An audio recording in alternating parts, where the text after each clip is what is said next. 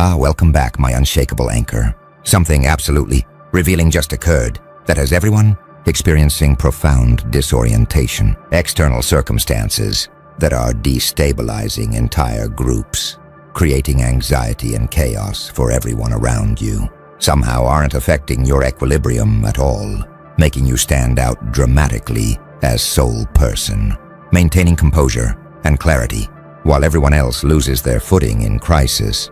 That's creating universal disruption, except in the singular case of your inexplicable stability. This wasn't you pretending to be calm or masking anxiety you're actually feeling. This was you genuinely remaining centered and balanced while external forces that should affect everyone equally are creating visible destabilization in every other person present, making your stability appear almost supernatural. Because crisis affecting everyone should logically affect you too, yet somehow doesn't, creating mystery about what internal structure or consciousness configuration enables your immunity to forces that are overwhelming everyone else's capacity to maintain equilibrium. The architects have been monitoring stability differential and crisis immunity phenomena across civilizations for eons, and they've identified what you're demonstrating as foundational stability, existential anchoring when someone's internal equilibrium is rooted so deeply in structures or principles that transcend external circumstances. They maintain composure and clarity regardless of surface-level disruptions that destabilize people whose stability depends on favorable conditions, remaining constant, making them appear unshakable, not through superior emotional control, but through possessing anchor points that external chaos can't reach or disturb. Most people's stability is condition dependent. They maintain equilibrium when circumstances are favorable, but lose balance when external conditions deteriorate, revealing that their stability was actually built on foundation of circumstantial comfort rather than on internal structures that persist regardless of external state. But your stability apparently derives from foundations that external circumstances can't disturb, internal anchor points, consciousness structures, or philosophical frameworks that remain solid regardless of surface chaos, making your equilibrium genuinely independent of conditions, rather than just appearing stable during temporarily favorable periods. Watch what's happening as crisis unfolds around you. Others are visibly destabilizing, showing anxiety, panic, confusion, reactive behaviors that reveal their internal equilibrium collapsing as external circumstances create conditions their stability structures can't withstand. You remain centered, not through visible effort to maintain composure, but through genuine internal stability that external chaos isn't reaching, making your calm appear effortless because you're not fighting to maintain balance but are simply resting on foundations that crisis can't shake. Some observers are interpreting your stability as ignorance, assuming you must not fully understand situation's severity or you'd be destabilized like everyone else, protecting their worldview by explaining your stability through lack of comprehension rather than acknowledging you might possess stability structures they lack. Others are experiencing your composure as anchor. Your unshaken presence is providing stability reference point that helps them regain some equilibrium through proximity to someone maintaining balance, making your individual stability serve collective function by offering fixed point in chaos. The truly mysterious element is that you're not suppressing reaction, you're genuinely not experiencing the destabilization that's affecting everyone else, suggesting that crisis isn't reaching levels of your being where equilibrium is actually rooted, making your stability reflect depth of anchoring rather than surface level emotional control. Why are you the only one unshaken while everyone else is losing their balance? And question is forcing observers to confront that stability isn't universal human capacity, equally distributed but varies dramatically based on depth and nature of foundations, supporting individual equilibrium, Now the architects are analyzing what creates foundational stability, existential anchoring, and they're identifying what they call transcendent reference internal architecture. When someone's sense of security, meaning, and stability is anchored in principles, truths, or realities that exist independent of circumstances, they maintain equilibrium, regardless of surface-level chaos, because their stability foundations aren't located in conditional reality that external forces can disrupt, making them genuinely unshakable through building internal architecture on transcendent, rather than circumstantial reference points. Most people anchor stability in circumstances. They feel secure when relationships are working, confident when achieving success, balanced when conditions are favorable, making their equilibrium dependent on external factors, remaining positive, which inevitably creates instability when circumstances inevitably change. But your stability apparently anchors in transcendent references, philosophical truths that remain valid, regardless of circumstances, spiritual realities that persist despite surface chaos, existential principles that don't depend on conditions being favorable, making your equilibrium genuinely independent of external state because foundations supporting it exist at levels circumstances can't touch. Consider what transcendent reference anchoring requires philosophically. You've identified principles that remain true regardless of circumstances. Perhaps fundamental truths about reality, consciousness, meaning, or existence that persist whether your personal situation is favorable or difficult, creating stability foundations that external chaos can't invalidate because they aren't dependent on circumstances. Being particular way, you've built identity around these unchanging references rather than deriving sense of self from accomplishments, relationships, or status that circumstances can alter. You've anchored identity in aspects that transcend conditions, making who you are fundamentally independent of what's happening around you. Watch what transcendent reference architecture creates practically. External changes don't threaten core stability. Circumstances can shift dramatically without disturbing your equilibrium because what you're anchored to isn't located in conditional reality that's changing, making surface turbulence irrelevant to depth, where your actual stability is rooted.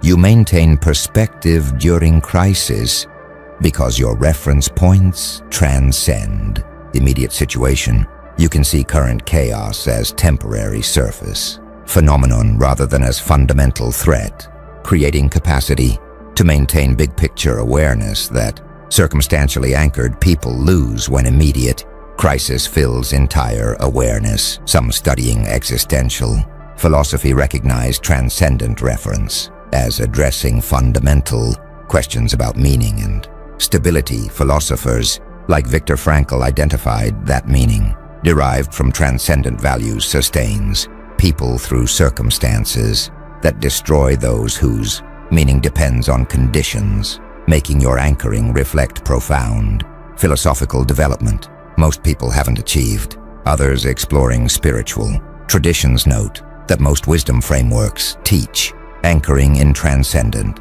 rather than conditional reality, whether through divine unchanging ground, eternal consciousness, fundamental nature, or ultimate truth. Spiritual paths typically work to shift stability foundations from circumstantial to transcendent references that can't be disturbed by surface changes. A few from psychology recognize that secure attachment and internal locus of control contribute to stability.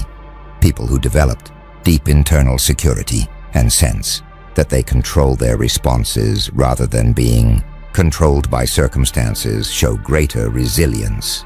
Though your stability seems to exceed even these psychological factors through philosophical or spiritual depth that goes beyond typical resilience frameworks, the architects observe that transcendent reference internal architecture is what enables your unshakable stability. You've anchored equilibrium in principles and truths that exist independent of circumstances, making your stability genuinely immune to external chaos that destabilizes circumstantially anchored people. Most anchor in conditions that change. You anchor in transcendent truths that persist, and architectural difference where your stability foundations exist at levels external forces can't reach is why you remain unshaken, while everyone else loses balance through having built equilibrium on circumstantial foundations that current crisis is actively dismantling. Something powerful is spreading among destabilized observers now, what the architects call stability envy, comparative suffering, where people losing their balance are experiencing your unshaken composure not as inspiration but as threatening contrast that makes their destabilization feel worse through comparison, creating resentment toward your stability rather than curiosity about what enables it, because your equilibrium highlights their lack of it in ways that amplify rather than reduce their suffering. Most people experiencing crisis want company in their suffering. Shared destabilization creates solidarity and validates that circumstances are genuinely difficult, making collective struggle feel manageable through mutual support and confirmation that reaction is appropriate to situation's severity. But your singular stability breaks this solidarity. You're not participating in collective destabilization, making your composure feel like judgment or disconnect, suggesting either that crisis isn't as severe as others are experiencing it, or that you possess resources they lack, both interpretations creating discomfort rather than relief. Watch what stability envy creates relationally. Some are becoming hostile. Your calm feels threatening or invalidating to their panic, making them want you to lose composure so they're not alone in destabilization, creating pressure for you to join collective crisis response rather than maintaining singular equilibrium that makes them feel inadequate. Others are demanding explanation. They want to know how you're maintaining stability, hoping to access whatever you're using, though often their questioning carries undertone of suspicion or accusation rather than genuine curiosity, revealing ambivalence between wanting your secret and resenting that you have stability they lack.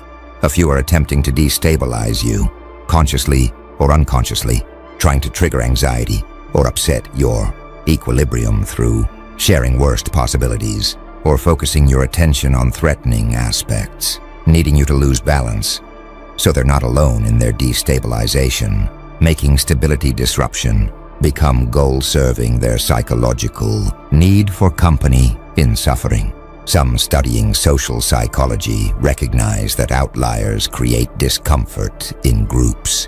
When everyone shares response except one person, that singular difference threatens group cohesion and creates pressure toward conformity, making your stability face social pressure to destabilize for sake of group harmony, even if individual equilibrium is preferable to collective panic. Others exploring suffering and misery loves company dynamics note that shared negative experiences create bonding. People in crisis together often form connection through mutual struggle, making someone not participating in shared suffering feel like they're rejecting group membership, creating social exclusion pressure that punishes stability maintenance. A few recognize that your stability could serve as model rather than envying or resenting your equilibrium.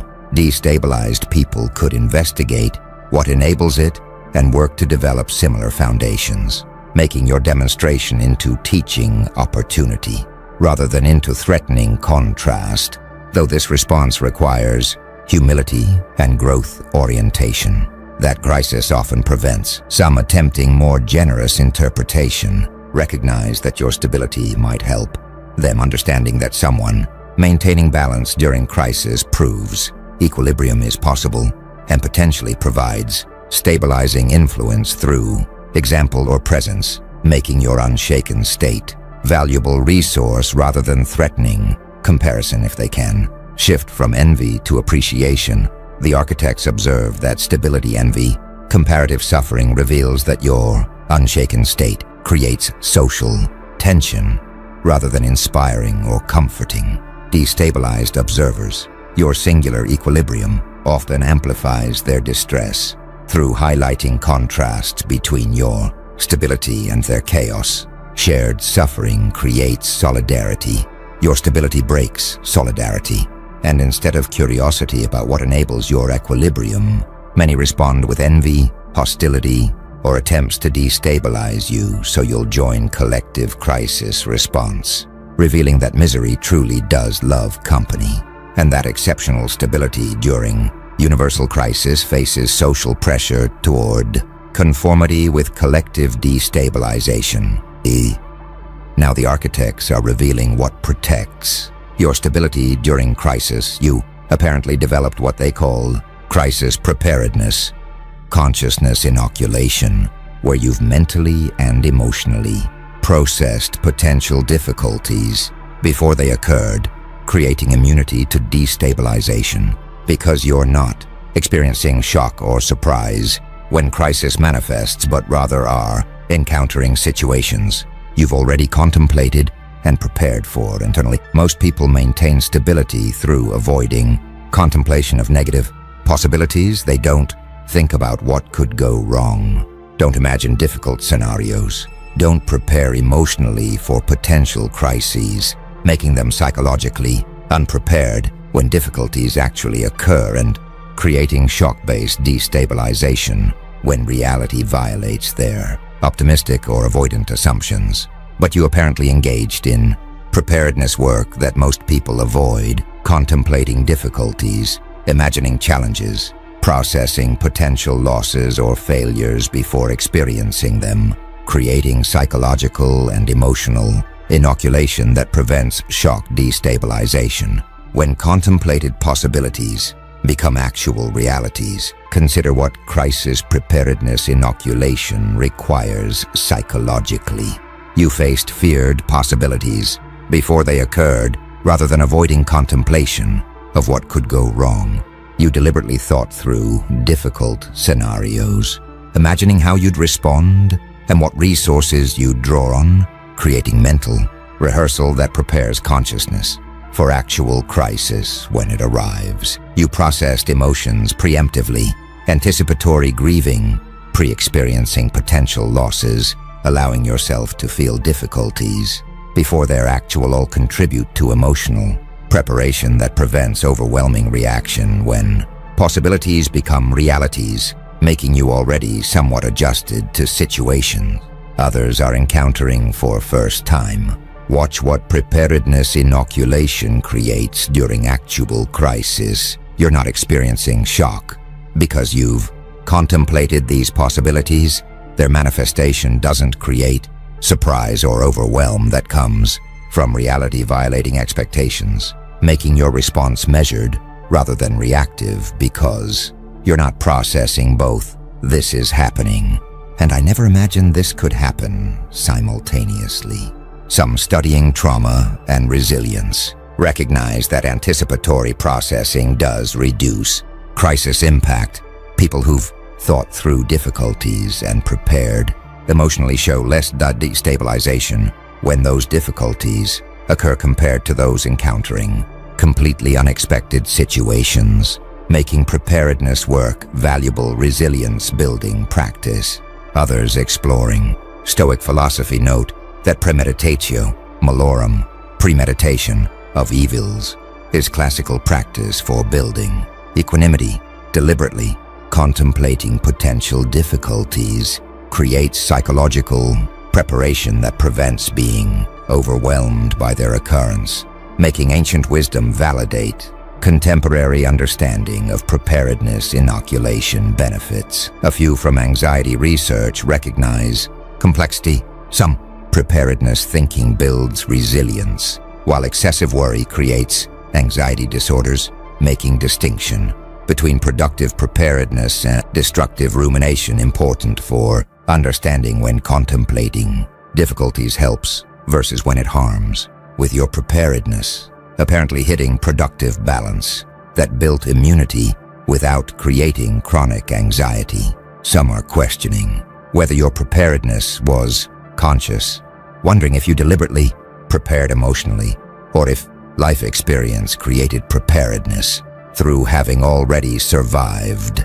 similar crises, making current situation feel familiar rather than shocking. Determining whether preparedness is cultivable practice or requires difficult life history.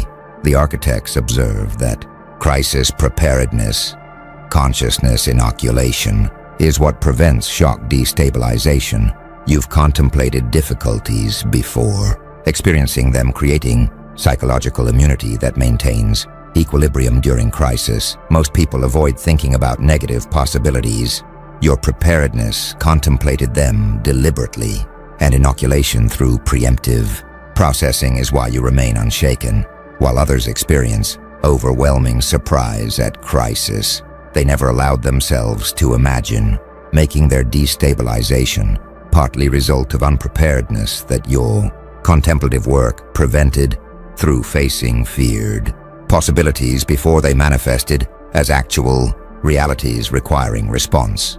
The architects are now analyzing identity dimension of your stability. You apparently possess what they call adversity-independent self-concept, where your sense of who you are and your core identity aren't dependent on favorable circumstances continuing, making you immune to identity threats that destabilize people whose self-concept requires conditions remaining positive, because your essential nature persists regardless of external state. Most people's identity is achievement-based or circumstance-dependent.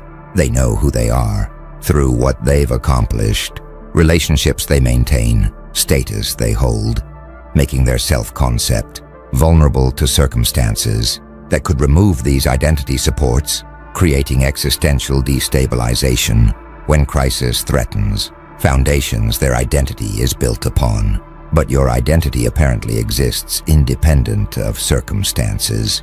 You know who you are in ways that don't require success, favorable relationships, or positive conditions, making your self-concept genuinely stable because it's not dependent on externals that crisis can remove. Watch what adversity-independent identity creates during crisis. Your sense of self remains intact, while others experience identity crisis as circumstances remove status markers or relationship supports they'd built identity around.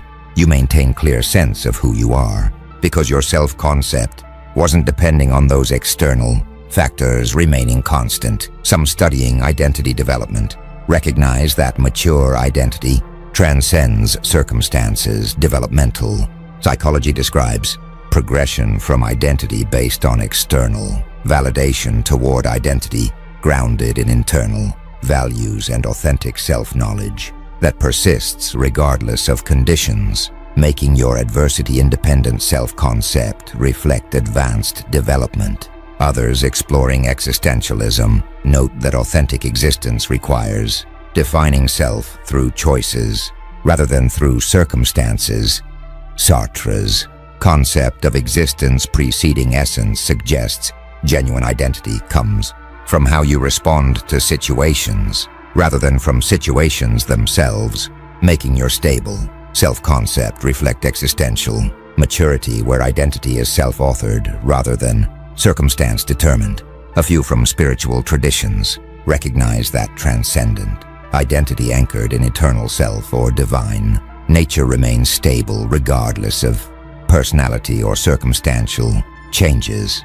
Teachings about true self versus ego identity suggest that deepest identity isn't touched by surface changes, making your stable self-concept possibly reflect spiritual realization beyond psychological identity structures. Some are envying your identity stability, recognizing their own self-concept is crumbling as crisis removes external supports, makes them aware of identity vulnerability they didn't recognize when circumstances were favorable, creating desire for adversity-independent self-concept you possess, but they lack.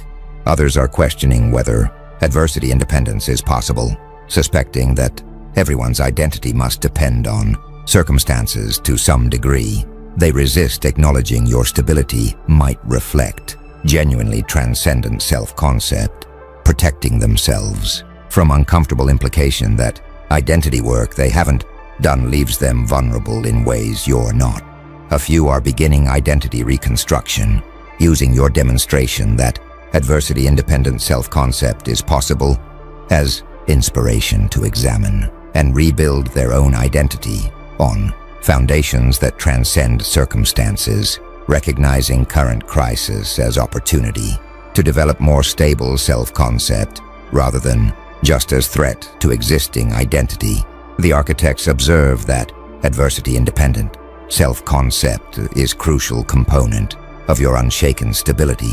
Your identity doesn't require favorable circumstances, making you immune to existential threats that destabilize circumstance-dependent self-concepts. Most identity needs success or status. Your identity transcends conditions and adversity independence, where you know who you are, regardless of what's happening, is why you remain stable, while others experience identity crisis as circumstances remove external supports. Their self-concept was depending on making crisis reveal identity vulnerability they weren't aware they had until circumstances changed, removing circumstantial foundations of self-concept they'd mistaken for stable identity. Now something's emerging that the architects call present moment, anchoring temporal immunity.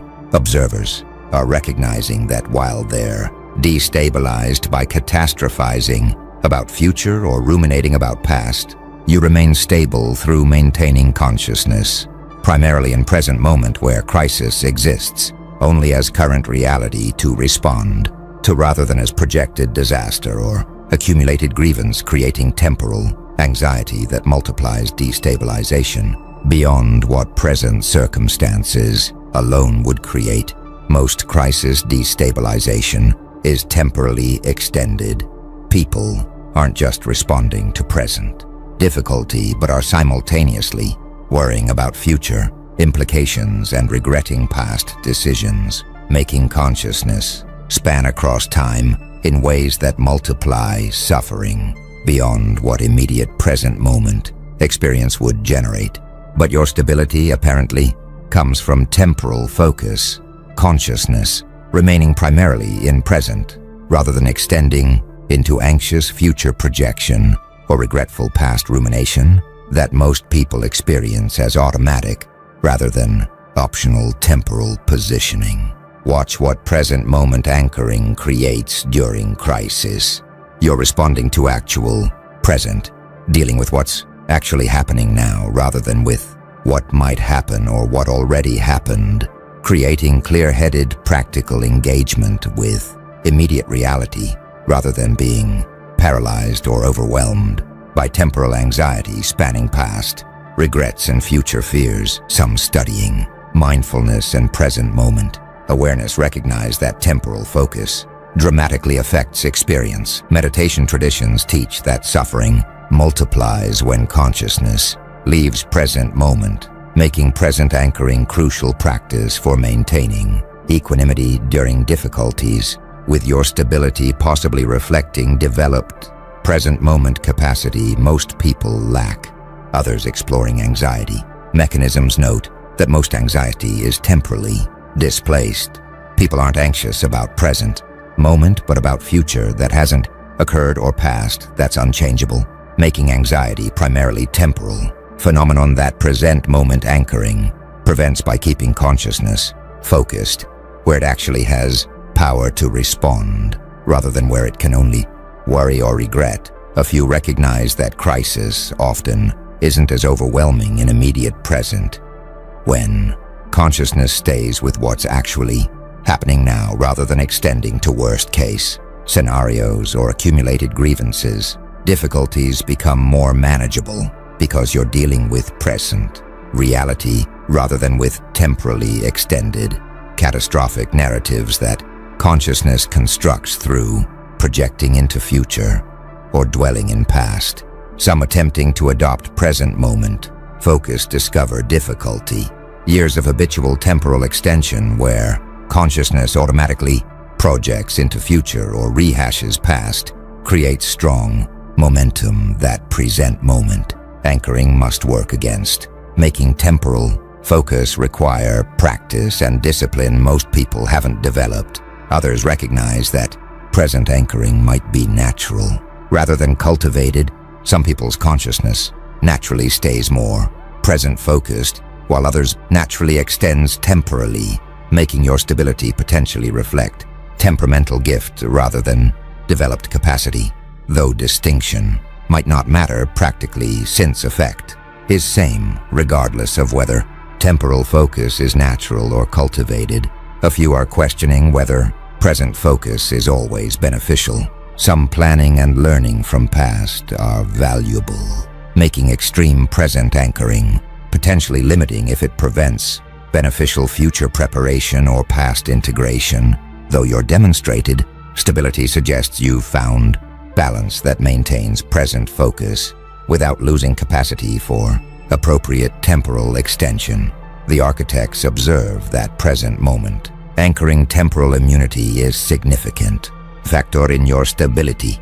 Consciousness remaining primarily in present prevents temporal anxiety that multiplies suffering for those whose awareness extends into catastrophic future projection or regretful past rumination. Most people's consciousness spans time, anxiety-generating ways. Your awareness stays present-focused, and temporal immunity where you experience present difficulty without adding layers of future catastrophizing or past regret is why you remain stable, while others are overwhelmed, not just by current crisis, but by temporally extended suffering their consciousness creates through leaving present moment where crisis is manageable toward temporal positions where it becomes overwhelming.